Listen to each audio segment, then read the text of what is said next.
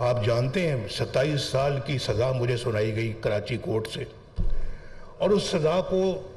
سزائے موت میں تبدیل کرنے کے لیے ہائی کورٹ کراچی میں میرا مقدمہ جو ہے حکومت نے دائر کیا۔ ایک وہ وزیر اعظم جو پاکستان کو ایٹمی قوت بناتا ہے، جو رشوت نہیں قبول کرتا 5 ارب ڈالر کی، اور کہتا نہیں ہم اپنی عزت کا سودا نہیں کرتے، ہم ایسی قوم نہیں ہیں جو اپنی غیرت کا سودا کریں، ہم ضرور ایٹمی دھماکے کریں گے، ہم نے کیے۔ تو اس پرائم منسٹر کو جیلوں میں ڈالا گیا، اس پرائم منسٹر کو سزائے موت دینے کی کوشش کی گئی، اس پرائم منسٹر کو کچھ اور بھی بنا تو 7 سال کے لیے ملک بدر کر دیا۔ شہباز صاحب کا بہت بہت شکریہ جو کلثوم نواز کا ذکر کیا انہوں نے، اور اس زمانے میں کلثوم نواز کی جدوجہد تو ماشاءاللہ ایک مثالی جدوجہد تھی۔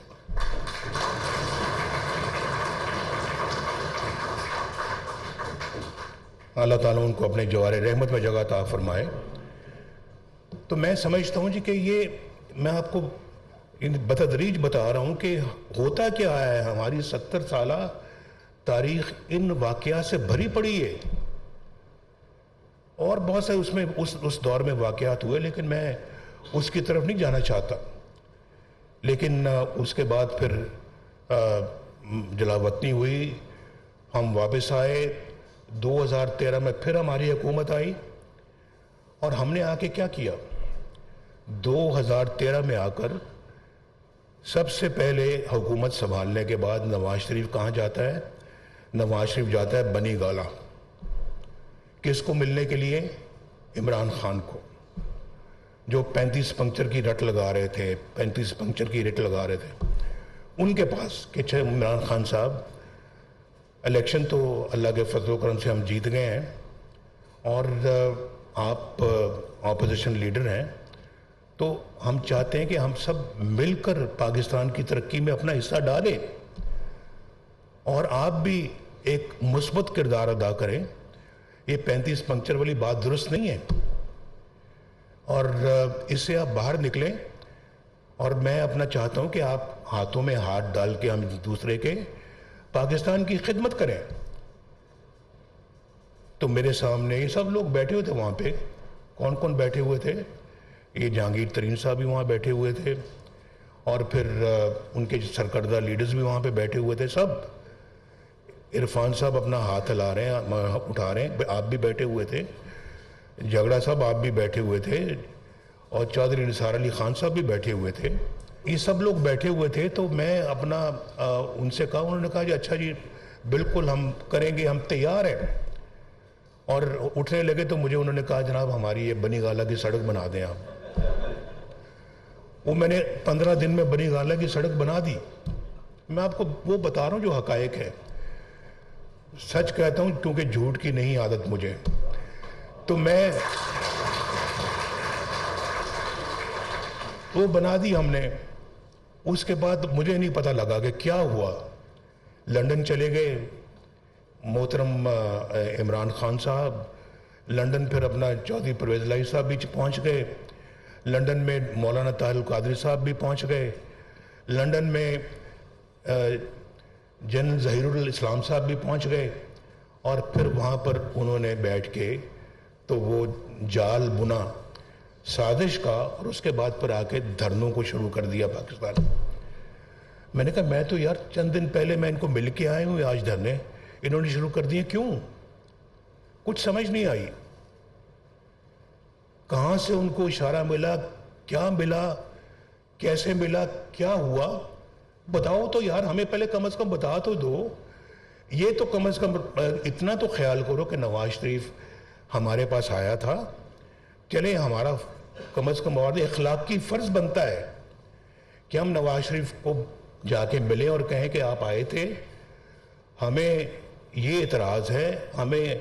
ان چیزوں کے اوپر جو ہے وہ آپ کے ساتھ اختلاف ہے، ہم دھرنے شروع کرنے لگے ہیں۔ میں ادھر آیا ہوں تو یہ آپ میرے کمر میں خنجر گھونپ رہے ہیں کہ وہاں مجھے کہہ رہے ہیں کہ جی بالکل ہم کریں گے، تعاون کریں گے، اور یہاں آپ پہ جو ہے نا وہ اسلام آباد میں ڈی چوک کے اندر آپ اپنا دھرنے شروع کر دیے، اور آپ نے وہ مارچ شروع کر دیا ہے، اور مجھے یاد ہے میری کابینہ کے کچھ ممبر بیٹھے ہوئے تھے، میں نے کہا تھا کہ ان کو مت چھیڑنا، کیونکہ ایک جگہ سے یہ دوسری جگہ شفٹ ہو رہے تھے، تو کئیوں کا خیال تھا نہیں ان پہ اپنا جو ہے نا وہ لاٹھی چارج ہونا چاہیے۔ میں نے کہا کوئی ضرورت نہیں ہے، یہ لاٹھی چارج کے بغیر ہی کام ٹھیک ہو جائے گا۔ تو آپ نے دیکھا کہ وہ لاٹھی چارج کے بغیر کام ٹھیک ہو گیا، کیونکہ اس کے بعد وہ دھرنے کوئی 200 300 400 سے زیادہ نہیں ہوتے تھے، وہ ایک وقت آ گیا تھا۔ تو میں آپ سے یہ کہنا چاہتا ہوں کہ یہ دھرنوں کے بعد چلے وہ بھی ایک وقت گزر گیا، ہم نے بھگتا لیے دھرنے۔ وہ چائنا کے پریزیڈنٹ پاکستان آ رہے تھے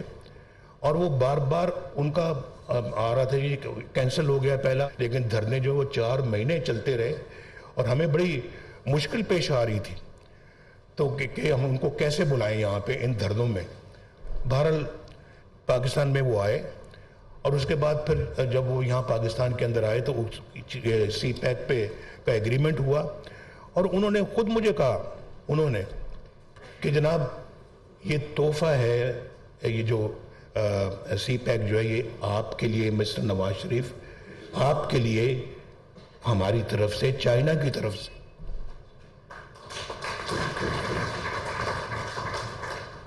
ہم تو چاہتے تھے کہ چائنا کے ساتھ ہمارے تعلقات اور مضبوط ہوں، اکنامک گروتھ ہماری بڑھتی جا رہی تھی،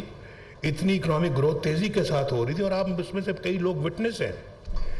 میری کابینہ کے ممبر تھے اس زمانے میں کئی لوگ، اور آپ میں سے بہت سارے لوگ وزیر تھے، مشیر تھے، تو آپ سب لوگوں کو پتہ ہے اس بات کا۔ اس کے بعد پھر وہ تلوار پاکستان پہ چلی، پھر اس کے بعد پھر میں اپوزیشن میں آئے، ہم جو مشکلیں کاٹیں دیکھیں وہ آپ سب جانتے ہیں۔ 1997 میں اللہ نے پھر موقع دیا، پھر ہم نے جو ہے نا وہ اسی سپیڈ کے ساتھ پھر آگے بڑھنا شروع کیا، اور اس میں ایک اور چیز کا اضافہ کیا۔ ہم نے صرف اپنی معیشت یا اکانومی میں کردار ادا نہیں کیا، صرف ہم نے ڈیفنس میں بھی پورا جو ہے وہ حصہ ڈالا، اور اللہ تعالیٰ کے فضل و کرم سے پاکستان کو ایٹمی قوت بنایا۔ اور اس کے بعد ہم نے اپنی جو دوسرے ہمارے پروگرام ہیں ہمارے ملک کے اندر، ان کو بھی ہم نے آگے پروان چڑھایا۔ شہباز صاحب کا بہت بہت شکریہ کہ شہباز صاحب نے بھی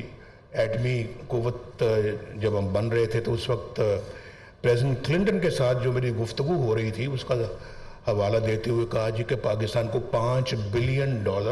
آفر کیے گئے۔ یہ صحیح بات ہے، اور اس زمانے کے $5 بلین، آج کے نہیں، اس زمانے کے 1998 کے $5 بلین ایک بہت بڑی رقم ہوتی تھی، تو وہ آفر کیا جی کہ ہم آپ کو یہ دیتے ہیں، آپ ایٹمی دھماکے نہ کریں۔ تو ہم نے، میرا خیال ہے کہ آپ میں سے کوئی ایک بندہ بھی نہیں ہوگا اس پورے ہال میں، میرے خیال 147 لوگ بیٹھے ہوئے ہیں، تو ان میں سے میرا خیال ہے کہ 147 کے 147 یہ کہیں گے کہ ہم نے وہ $5 بلین نہ وصول کر کے ہم نے اور ایٹمی دھماکے کر کے صحیح فیصلے کا ثبوت دیا۔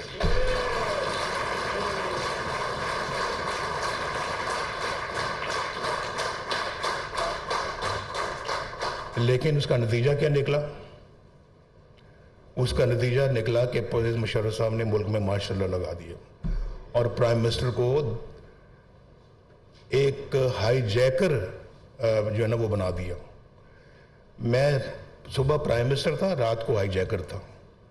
اور